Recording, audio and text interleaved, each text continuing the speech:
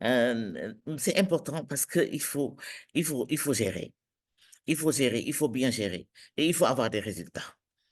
Si si on n'a pas le leadership qu'il faut, c'est-à-dire non seulement la carapace, bien entendu, hein, le comportement, mais également les connaissances qu'il faut pour impulser, pour créer, pour impulser, créer des actions, pour faire des résultats, pour pouvoir évaluer l'impact des résultats de nos actions sur les populations, il faut du leadership.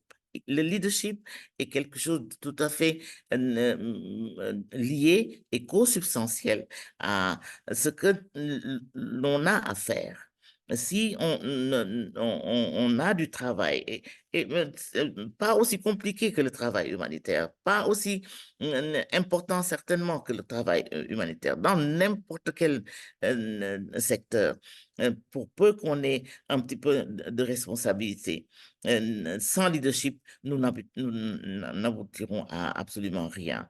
Les initiatives à prendre, le cran qu'il faut pour décider, pour dire que c'est dans cette direction qu'il faut aller et pas dans une autre, le cran qu'il faut avoir pour dire que je prends mes responsabilités et c'est vers ça que nous allons aller et voici les actions qu'il y a à faire pour y arriver, eh bien, sans leadership, on n'y arrivera pas. Et le leadership, ça, quand je travaille avec les femmes, souvent, je suis convaincue, parce que ça fait des années que je les côtoie, elles ont un sens du leadership inné, certaines femmes.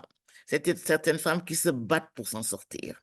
Elles ont un sens du leadership inné, mais seulement c'est à organiser. C'est à leur faire voir, à leur faire savoir également, parce qu'on peut très bien être un leader sans s'en rendre compte, parce que tout simplement, les choses de la vie vous amènent justement à avoir un caractère trempé et avoir du leadership.